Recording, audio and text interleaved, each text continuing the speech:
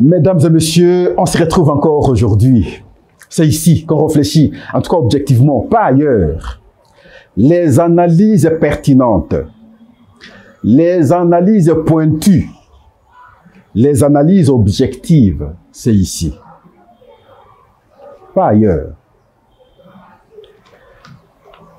Informez ceux qui ne sont pas informés. Abonnez-vous, faites abonner les autres. Je crois que nous allons trouver maintenant un cadre où nous allons tous interagir avec respect, avec objectivité. C'est ici, pas ailleurs. Aujourd'hui, nous faisons le choix sur une question importante de notre propre vie. La sécurité. Mais avec une spécificité du fait que nous sommes dans la protection civile. La protection civile, une branche du ministère de l'Intérieur. Et c'est comme ça que, quelques temps passé, je vous expliquais l'importance d'un centre qui lutte contre les mines antipersonnelles. Et personnellement, je n'ai jamais voulu qu'on appelle ça centre. C'est bien qu'on parle d'une direction, sinon d'un département. Et là, c'est plus costaud. Et ça convient à la mission confiée à ce que nous appelons aujourd'hui centre, alors que ça ne mérite pas d'être appelé centre. Mais nous restons dans le contexte actuel où on appelle encore centre, le centre congolais de lutte anti-mine.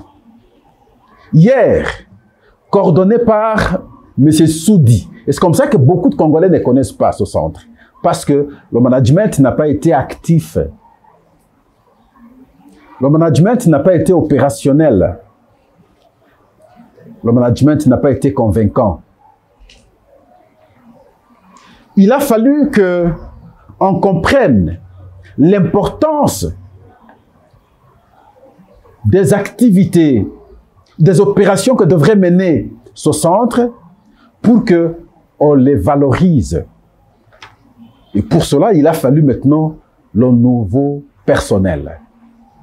Et on a nommé un autre coordonnateur qui s'appelle aujourd'hui Emmanuel Okino.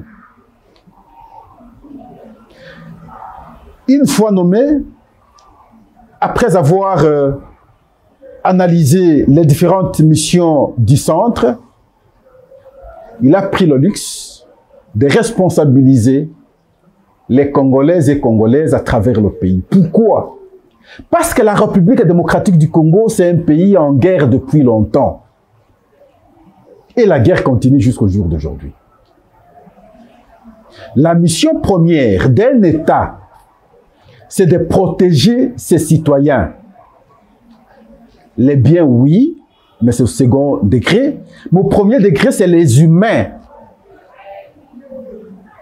Mais dans le cadre de la guerre, pour la protection civile,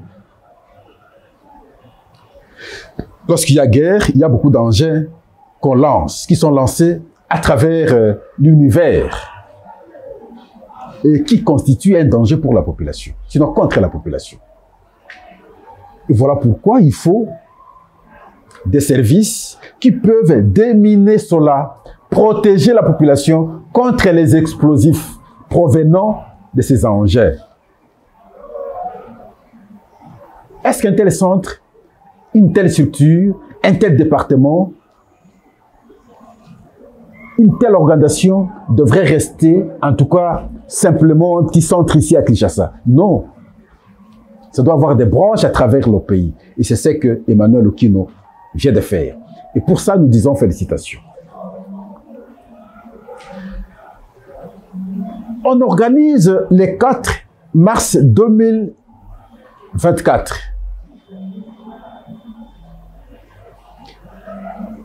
un échange pour apprécier le plan stratégique.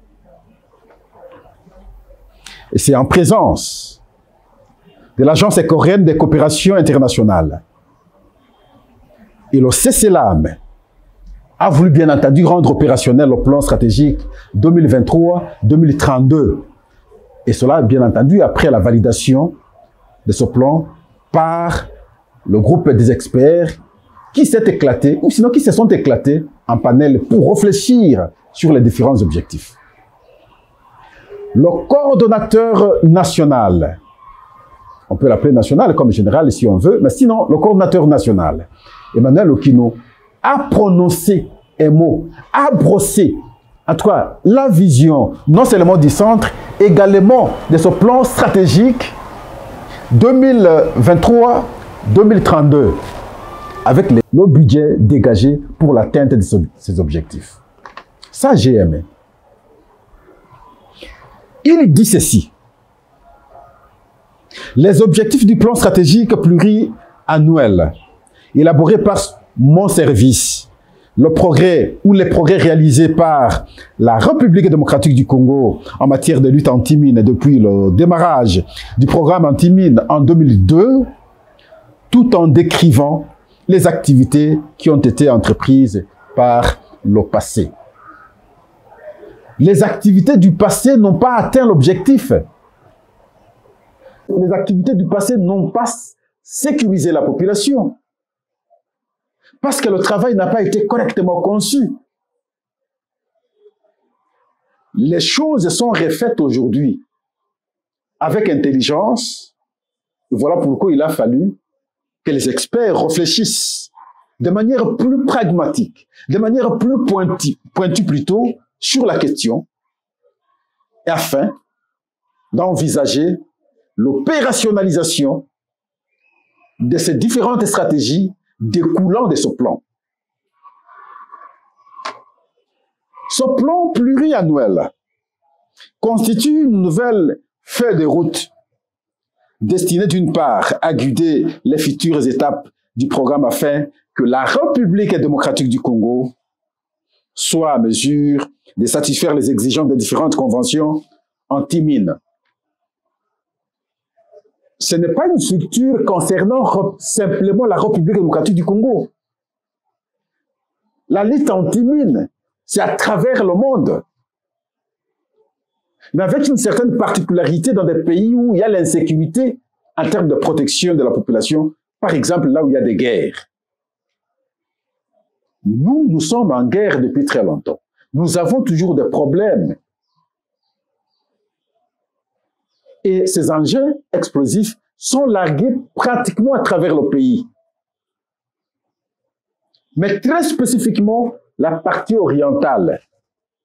D'où il faut de réflexion en termes de protection de la population pour que les gens, après avoir échappé de la guerre directe, qui ne soient pas exposés aux explosifs. Simplement par notre négligence, parce qu'on n'aura pas pensé avant comment les protéger.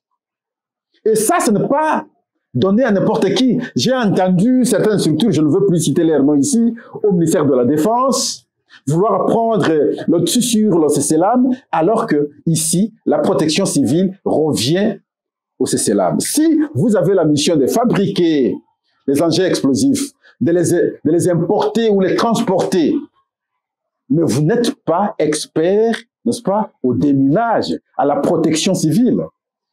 C'est une mission dévolue au CCLAM, au ministère de l'Intérieur et à la protection civile. Mais comment y parvenir? Je suis en train de réfléchir après que nous aurons récupéré Bunagana, après que nous aurons récupéré le Rutshuru totalement, après que nous aurons récupéré Massissi totalement. Quel sera le volume du travail de CCLAM dans le Nord Kivu, de manière un peu singularisée, parce que le problème est également à Ituri et également au Sud Kivu. Mais ici, je suis en train de prendre la partie jusqu'ici occupée par le M23, où il y a trop de bombes larguées. Quel sera le volume du travail pour le CCLAM? Je crois que même son coordinateur ne va plus habiter Kinshasa, va vouloir habiter Goma. Le problème est sérieux. Pour la sécurisation de la population, c'est sérieux. Mais il faut des moyens. Il faut un appui conséquent. Notre État doit comprendre la pertinence de la question. Notre État, notre pouvoir, notre gouvernement doit comprendre combien est utile la mission aujourd'hui de ces CELAM en ces temps pour la protection civile des Congolais et Congolaises. Le budget jusqu'ici, pour le plan stratégique qui se dégage de 2023 en 2032, on parle de 91 millions de dollars américains. Mais de mon point de vue, c'est peu. Hein? De mon point de vue, c'est peu. Je ne sais pas, avec les 91, avec ces opérations risquées. Il faut le dire ainsi, les opérations risquées, parce que face à l'enjeu, petite erreur, ça explose. On peut vous amputer le bras demain, on peut vous amputer les jambes, vous pouvez devenir aveugle, on peut connaître d'autres cas, mais 91 millions dans l'espace de la partie orientale, ne fût-ce que ça pour ne pas prendre d'autres parties du pays, et de 2023 jusqu'en 2032, 91 millions de dollars américains pour moi.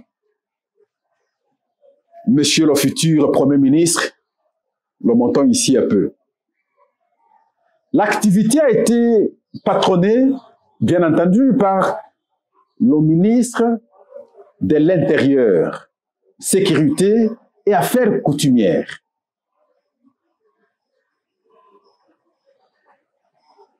Qui s'est fait représenter par le secrétaire général du ministère de l'Intérieur.